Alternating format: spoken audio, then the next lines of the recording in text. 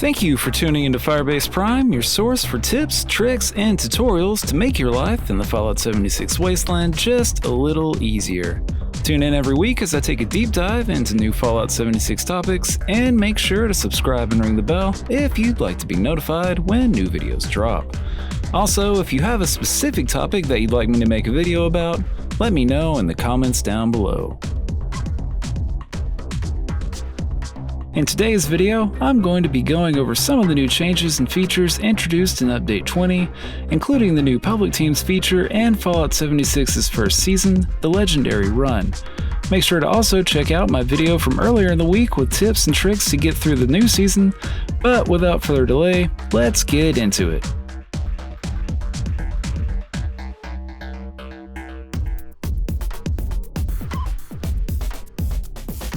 Aside from public teams and seasonal play, Update 20 brings a significant number of other changes to the game, enough so that it seemed worthwhile to take some time out to cover. While I'm only going to go through some of the more interesting points from the Update 20 release notes, I'll provide a link to the Bethesda post containing a full set of notes in the description down below. First and foremost, Update 20 brings major tweaks to Team PvP. Previously, if someone on your team entered PvP with another player, the whole team immediately entered PvP with that player and any of their teammates automatically. Now, if someone on your team initiates PvP, the rest of the team will no longer be flagged and must enter PvP individually if they wish to participate. You may recall that when initially announced, this change was met with extreme hostility from certain parts of the Fallout 76 community, who unsuccessfully waged war on Bethesda's servers. As someone who doesn't like being messed with in adventure mode for the most part, their collective tears bring me joy. Update 20 removes the ability to stack punji boards on top of each other, a change that will most likely break a majority of trap camps in the game, as utilizing stacked punji boards to create invisible walls of death was one of the most reliable methods used for building them.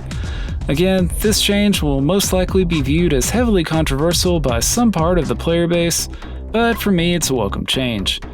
And it's not that I necessarily hate trap camps. Some of the links that other players have gone to in order to harm me during visits to their camps has honestly been impressive.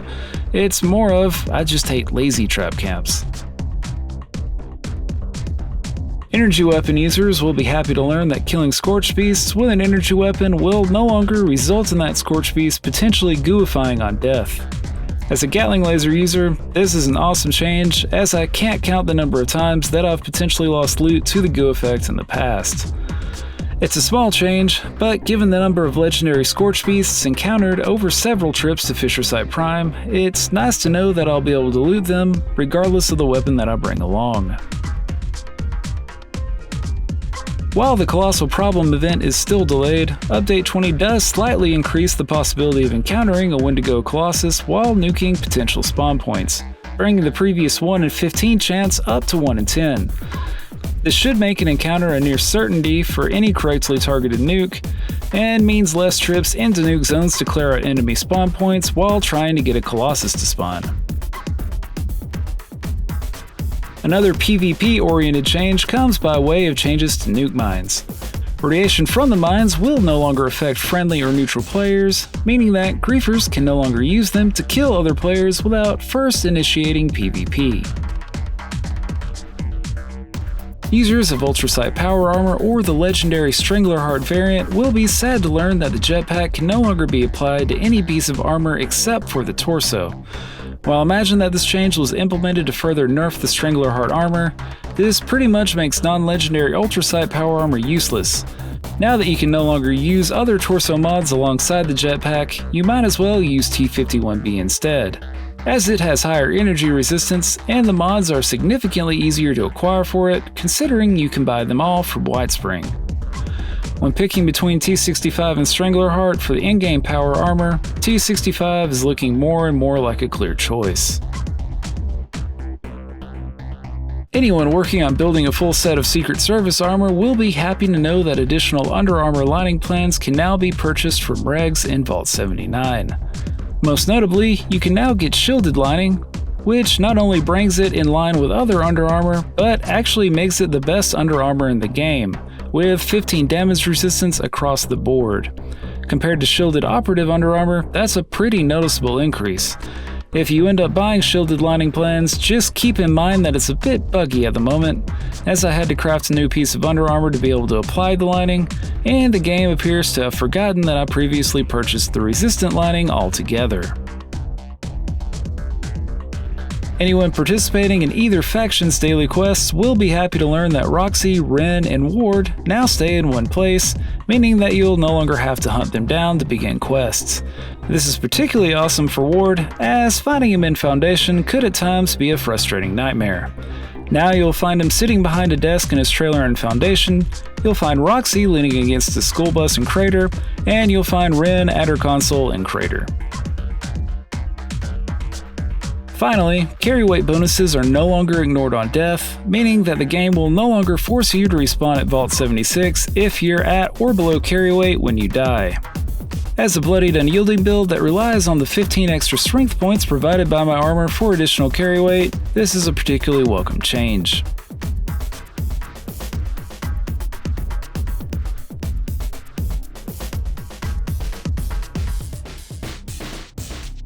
Just in time for the first season, Update 20 brings with it the new public team system. Under this new system, you can create or join a publicly joinable team of you and up to 3 additional players while playing in a public adventure mode world, simply by opening up the social menu and heading to the newly added Public Teams tab. Unlike private teams, each public team has a special shared goal. Depending on the goal, players on the team will receive a small buff oriented towards accomplishing that goal. For example, on an events team, each teammate will receive between 25% to 100% extra XP for completing an event, whereas on a hunting team, each teammate will receive the same XP bonuses for killing legendary enemies. The shared goal for a team is chosen by the team's leader when creating the new public team, and can be changed by the team leader at any time. Overall, there are 6 different goals available to choose from, those being hunting, roleplay, events, exploration, building, and casual. Hunting teams provide bonus XP for legendary kills, roleplay teams provide bonus charisma, events teams provide bonus XP for completing events, exploration teams provide bonus endurance, building teams provide bonus intelligence, and finally, casual teams provide bonus luck. The potency of the buff received from a team's goal is dependent upon 2 factors, those being the number of players on a team and how many of those players you've become fully bonded with. Players become bonded the longer they play together, eventually forming fully bonded relationships after playing together for a decent amount of time. To get the maximum buff possible, you must be on a full team and have full bonds with each teammate. In other words, you need to be on a full team with the same people for a decent bit of time in order to get the most benefit. You can see the status of your bond with each teammate by looking at the bar above each teammate's name. As your bond with a teammate strengthens, the bar will fill in with more blue until the bar becomes full and shows a link symbol indicating a full bond. One interesting thing to note here is that you only need to be on the same team with someone to become bonded, not actually play alongside them. This means that you can still technically play solo and still receive the maximum buff from a public team, so long as the team is full and has no turnover. Another significant point to keep in mind is that, unlike private teams, teammates on public teams cannot modify the camps of teammates, nor can they open any locked items in a teammate's camp without the use of pick locks, which will still result in the offending teammate becoming wanted. When you pair this with the changes to Team PvP, this completely removes the risks associated with joining a team of random players. No one on a public team can mess with your stuff, and no one can drag you into PvP unless you initiate PvP yourself. With this in mind, there's almost no reason to play without being on one of these teams. Private teams still exist alongside public teams and function as they always have. One change is that you can now convert them into public teams if desired. Overall, I think public teams is an awesome addition to the game. When I was just getting started out with Fallout 76, I was always paranoid about joining up with random players after hearing horror stories of teammates messing with camps and maliciously dragging neutral players into PvP with friends of an ill-willed teammate. With public teams, all of these risks are removed, making the game much more accessible for new players who can now join up with higher level players without having to worry about what little they have built up in the game being threatened by a random malicious player. With the upcoming inclusion of the game in Game Pass for both PC and Xbox, I see this feature being instrumental in vastly improving the overall Fallout experience for a surge of new players, and will ultimately lead to a more engaged player base overall.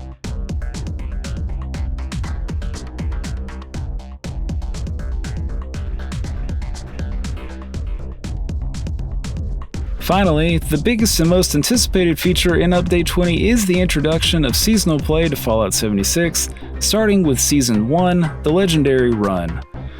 While I'll go through the basics of seasonal play in this video, make sure to also check out the video that I posted earlier this week entitled 4 Tips for Getting Through the Legendary Run, 4 Tips and Tricks Regarding the Season.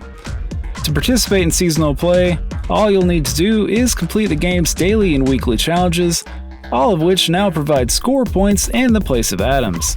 As you earn more and more score points, you'll increase in seasonal rank, starting with rank 1 and ending at rank 100. As you reach each new rank, you'll unlock that rank's reward. These rewards include unique armors, camp items, weapon skins, power armor paints, consumables, perk card packs, atoms, and in-game currency. Some rewards, such as in-game currency, can only be claimed by a single character on your account, whereas other rewards, such as cosmetic skins and paints, can be used account-wide. To view and claim the reward for each rank in the Legendary Run, head to the Legendary Run menu item from the main or in-game menu. This will open up the season's progression screen, displayed in the form of a Captain Cosmos-inspired board game.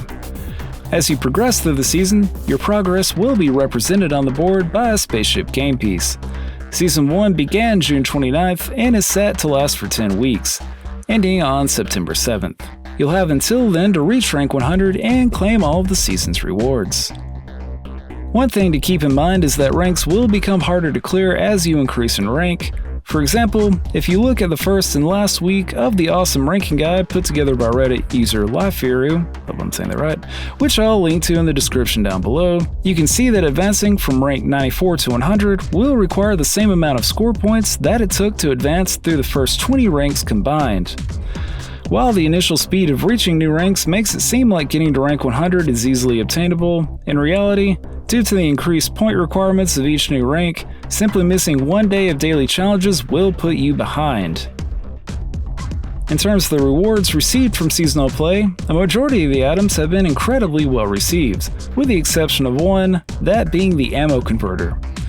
While it does allow you to trade in unused ammo for a new currency called ammo points, which you can in turn use to purchase ammo that you actually need, the interface at present is a sort of nightmare.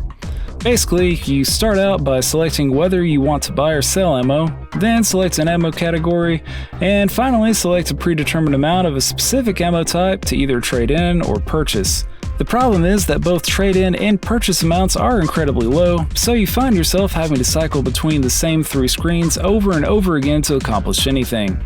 Mix that with the fact that you can only have a maximum of 2,000 ammo points at a time, and this thing becomes a time sink if you're a higher level player with a lot of unused ammo points saved up. Fortunately, Bethesda has been surprisingly quick to respond, and in the latest Inside the Blog post detailed a number of changes coming to the converter aimed at making it a more useful appliance for higher ranked players. This change includes options to trade in or purchase 10 or 100 times the default amounts of each ammo type, fewer screens to cycle between, and an increase in the ammo points cap from 2,000 to 100,000. These changes are slated to arrive with the next major update and will definitely be welcome. I'll link to the post in the description down below, but in the meantime, if you have some patience, the ammo converter isn't completely useless. For example, I was able to trade in 644 rounds for 200 5.56 rounds. It just took a while. That's it for today's video. If you found this video helpful, make sure to subscribe and ring the bell so that you're notified every time I post new content. I'll be back next week, but until then, for the Enclave.